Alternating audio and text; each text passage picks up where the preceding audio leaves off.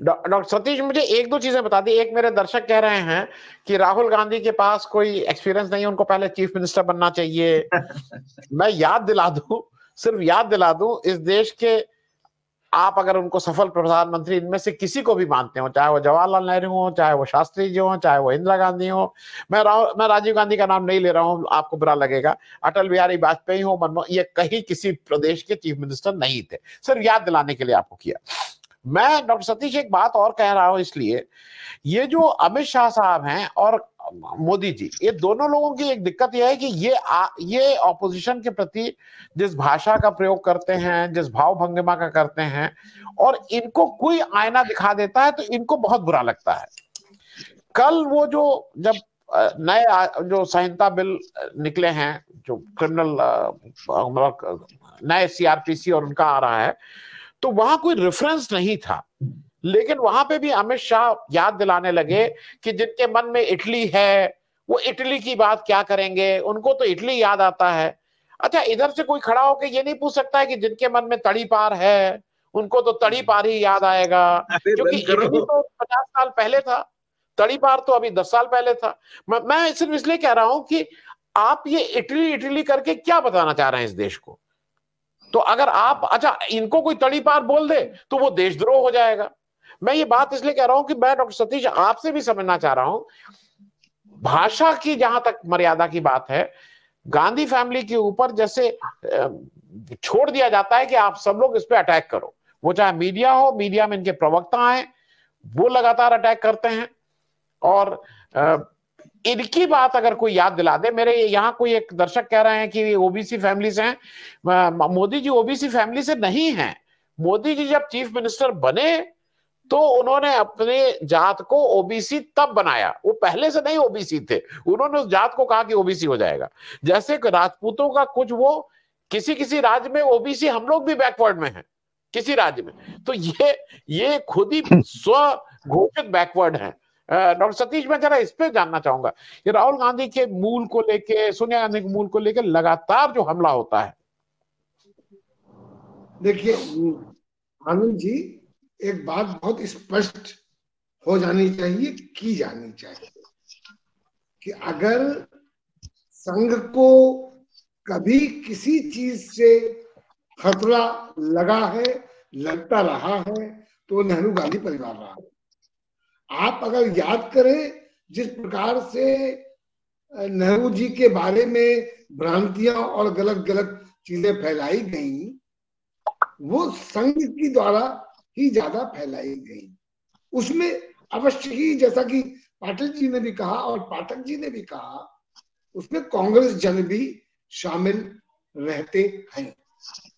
अब बात राहुल गांधी की कर लेते हैं हम लोग। देखिए राहुल गांधी की, जैसा कि आपने कहा, 2004 से वो इलेक्टोरल पॉलिटिक्स में आए हैं, 2005 से।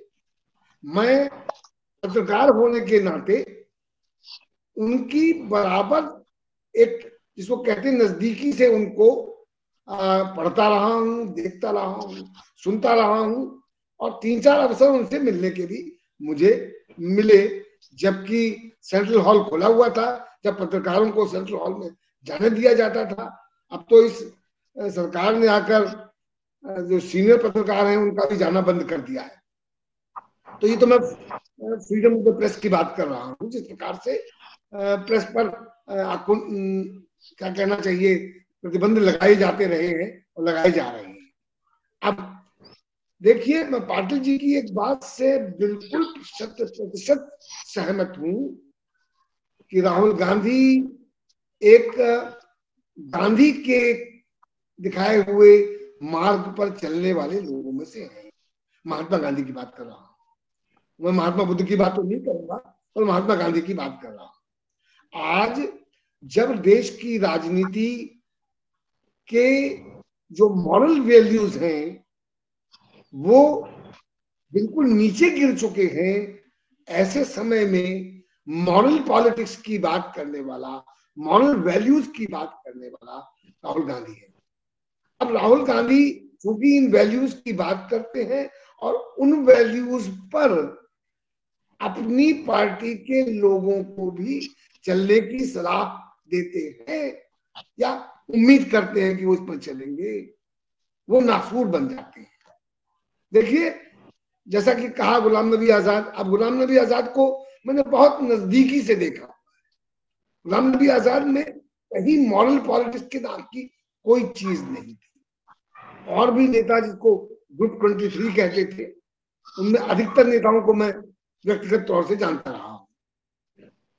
अब वो लोग, उनकी नाराजगी इस बात पर थी कि राहुल गांधी उनको उस प्रकार का भाव नहीं देते हैं जिस प्रकार का भाव सोनिया गांधी देती थी या राजीव गांधी देते थे। अब राहुल गांधी के सामने समस्या है कि वो कांग्रेस को किस ढंग से खड़ा करें, एक कांग्रेस को एक मॉरल वॉइस बना सके। अगर सत्ता का लोभ उनको होता और सत्ता में बैठने की चाह उनकी थी, तो वो 2005 से 2014 के बीच में कभी भी उस कुर्सी पर बैठ सकते थे, कोई समस्या नहीं होती। मनमोहन सिंह जी किसी भी समय इस्तीफा देते और राहुल गांधी बैठ जाते। राहुल गांधी को का एकमात्र उद्देश्य है कांग्रेस को पुनर्जीवित करना, उसका पुनरुत्थान करना, उसको खड़ा करना। और आप देखें, मैं उदाहरण के तौर पर शुरू करता हूं कि जब वो उनको पास यूथ कांग्रेस की जिम्मेवारी दी गई, उन्होंने पहली बार प्रयास किया कि यूथ कांग्रेस में चुनाव कराए जा सके और उसके लिए लिंगडो जैसे व्यक्ति की मदद ली गई। पर आपको भी पता है और मुझे भी पता है कि उसको किस तरह से कांग्रेस के नेताओं ने ही सबटॉज किया, ये आपको पता है, मुझे भी पता है। अब हम आते हैं कि राहुल गांधी को पप्पू बनाया क्यों गया। उसकी कड़ी वही मिलती है कि संघ परिवार अगर किसी से सचमुच खतरा महसूस करता है तो नेहरू गांधी परिवार से करता है। और वहां पर राहुल गांधी आते हैं जो कि एक मॉरल पॉलिटिक्स को रिस्पेक्ट करते हैं, उस पर चलना चाहते हैं। देखिए, भारत जोड़ो यात्रा जैसे मुहिम आसानी से नहीं चलाए जाते हैं, उसके लिए करेज की आवश्यकता होती है, उसके लिए डिटर्मिनेशन की आवश्यकता होती है। और ऐसे माहौल में जहां सत्ताधारी दल भारतीय जनता पार्टी और उसके नेता कोई मौका नहीं छोड़ेंगे ऐसी यात्राओं को सबोटाज करने की, ऐसे माहौल में इतनी बड़ी लंबी यात्रा निकाल देना कोई आसान काम नहीं है। मैं तो उसको दांडी मार्च की तरह एक संज्ञा देना चाहूंगा। अब दूसरी बात यह है कि अमित शाह जी और मोदी जी दोनों जिस भाषा के और जिस राजनीति के प्रवर्तक हैं, उसका मुझे आश्चर्य होता है कि जो राष्ट्रीय स्वयंसेवक संघ बड़े मूल्यों की बात करते थे, वो उनकी राजनीति को देखकर चुप बैठे। आप अंदाज लगाइए कि जिस प्रकार की भाषा, जिस प्रकार की आज का मुद्दा मिमिक्री है, जिस प्रकार की भद्दी मिमिक्री प्रधानमंत्री मोदी करते हैं या अमित शाह का भी कर ले जाते हैं, उसको आज जगदीप धनखड़ की मिमिक्री करने वाला कल्याण बनर्जी के बराबर बात कर रहे हैं। प्रधानमंत्री मोदी जी हाउस के अंदर मिमिक्री करते हैं और एक एमपी सदन के बाहर करता है, उसको बराबर कहा जाता है। अब आप किसकी मिमिक्री कर रहे हैं? जगदीप धनखड़ जी की, जो कि उपराष्ट्रपति होते हुए और गवर्नर होते हुए हिज मास्टर वॉइस थे। वो और कुछ काम नहीं करते, सिर्फ अपने मालिकों की आवाज को क्या कहते हैं, बढ़ाते हैं, उनकी सेवा करते हैं। आप देखिए, गवर्नर वेस्ट बंगाल के गवर्नर के पद पर बैठे हुए जिस प्रकार से उन्होंने राज्य में क्या कहना चाहिए, दिन रात इसी में लगे रहते थे कि किस प्रकार से ममता बनर्जी की सरकार को गलत तरह से पेश किया जाए, किस तरह से वहां पर प्रेसिडेंट रूल लगाया जाए, ये सब करने वाले कौन थे? जगदीप धनखड़। और वही व्यक्ति को उपराष्ट्रपति पुरस्कार के रूप में उसको पद दिया गया। अब अंदाज लगाइए जगदीप धनखड़ जी किस पार्टी में नहीं रहे हैं और कितने दिन रहे हैं। सत्ता से जिस प्रकार से वो जुड़े रहना चाहते हैं, उनका जीवन एक साफ है। वो कांग्रेस में रह चुके हैं, वो चंद्रशेखर जी के साथ रह चुके हैं, वो कहा नहीं वीपी सिंह के साथ रहे। वीपी सिंह ने जब उनको आगे बढ़ाया तो फिर चंद्रशेखर जी के साथ चले गए। तो देखिए वो आदमी मूल्यों की बात करे या दूसरों को दे जो खुद उन मूल्यों पे चलता हो। ये तो कहते हैं कि प्रीच करना ज्यादा जानते हैं, उन मूल्यों पे चलना नहीं जानते। अब एक आपने देखा होगा, मैं उदाहरण के तौर पे आप सबसे कहना चाहता हूं कि आजकल हमारे प्रधानमंत्री मोदी जी 2-3 बार ये सलाह दे चुके हैं कि लोगों को विदेशों में शादी नहीं करनी चाहिए। देखिए ये आदमी जो अगर वो सिंपल लिविंग हाई थिंकिंग का व्यक्ति होता तब तो लोगों को उसकी सलाह मानने में कोई गुरेज नहीं होता। वो आदमी जो दिन में 3-3 4-4 बार कपड़े पहनता हो, जो अपनी डिग्री को दिखाने को राष्ट्रीय सुरक्षा का प्रश्न बना लेता हो, जो इतिहास को तोड़ मरोड़ के पेश करता हो, जिसको इतिहास का कोई ज्ञान ना हो, ऐसे व्यक्ति के मुंह से ऐसी बातें, मुझे तो दुख होता है कि राजनीति किस स्तर पर ले आई गई है। तो राहुल गांधी के लिए देखिए, राहुल गांधी अभी फिर से भारत जोड़ो यात्रा पे जाने वाले हैं। मेरे जो खबरें आ रही हैं, वो व्यक्ति इस बात पर लगा हुआ है, उसको प्रधानमंत्री बनने का कोई शौक नहीं है। ये विपक्षी दल और मीडिया, जो इंटरेस्टेड मीडिया है, जो गोदी मीडिया है, वो इस बात में लगे रहते हैं कि राहुल गांधी को प्रधानमंत्री बनना है, राहुल गांधी को प्रधानमंत्री बनना है। सोनिया गांधी उनको प्रधानमंत्री बनाना चाहती है।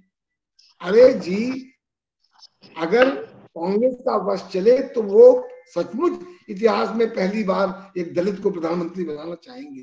जैसा कि आपने देखा कि 1984 की जो त्रासदी थी, उसमें उसके परिप्रेक्ष्य में मनमोहन सिंह जी को आगे लाने का कार्य किया गया।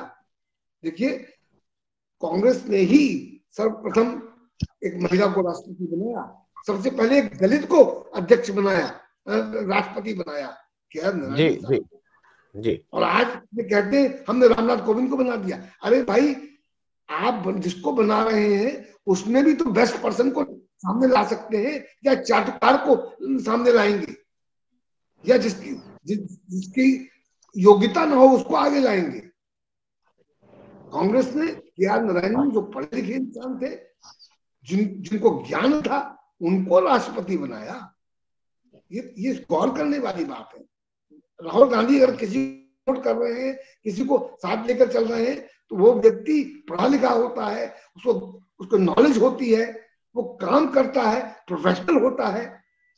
पर कांग्रेस में तो वो लोग भरे हुए हैं जो कि प्रोफेशनल नहीं होते, जो कि सिर्फ नेहरू गांधी के परिवार से जब उनकी हवा चलती तब तो जीत पाते हैं, और जब फिर कांग्रेस को और नेहरू गांधी परिवार को गालियां देना शुरू करते हैं, और गालियां नहीं देते हैं तो हल्के हल्के फुसफुसा के बात करते हैं इन लोगों के खिलाफ।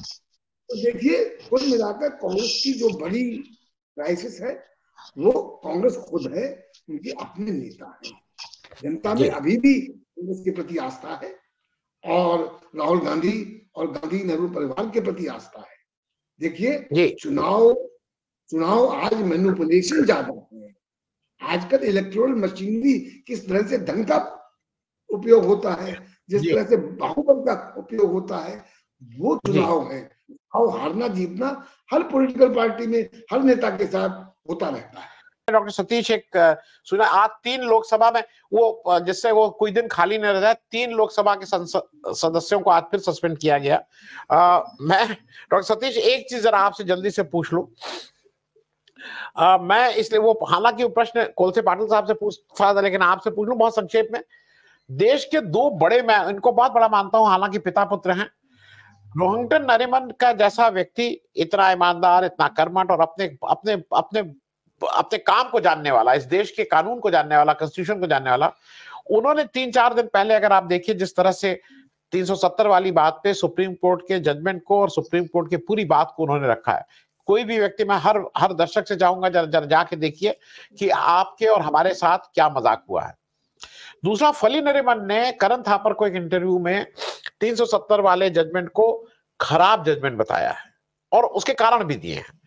मैं एक छोटी टिप्पणी इसलिए क्योंकि आज जस्टिस तुलसी पांडे, आज देश को बहुत उम्मीद थी कि शायद देश की जुडिशरी खड़ी होके और उस तरह का कुछ करेगी, लेकिन ऐसा होता नजर नहीं आ रहा है। एक छोटी टिप्पणी इस पे करके इसको खत्म करेंगे। ये आपका कहना सही है। मैं 370 के जजमेंट को बहुत खराब जजमेंट मानता हूं और कारण स्पष्ट है कि जो हमारी फेडरल पॉलिटी है, जहां states are equally important as the centre, तो स्टेट को कमजोर करने का एक साफ इशारा है और केंद्र को मजबूत करने का एक साफ संदेश ये जजमेंट देता है। इसके आगे कुछ भी कहना बेकार है, क्योंकि हम लोगों को सबको उम्मीद थी कि देश की जुडिशरी इस मुद्दे पर स्पष्ट एक अपना विचार देकर सामने जजमेंट देगी। पर ये साफ साफ ये जो मतलब इसका मतलब ये है कि केंद्र किसी भी स्टेट में राष्ट्रपति शासन लाकर किसी भी चीज को बदल सकता है, तो मतलब चुनी हुई सरकार का क्या मायने रह गया? डेमोक्रेटिक राइट क्या, डेमोक्रेसी कहां भेज दी गई? आखिर प्रदेश की सरकारें जनता के द्वारा चुनी जाती हैं और उनको बर्खास्त करके या उनको उनके ऊपर राष्ट्रपति शासन लगाकर किसी भी चीज को आप चेंज कर सकते हो, ये संदेश सुप्रीम कोर्ट ने दिया है।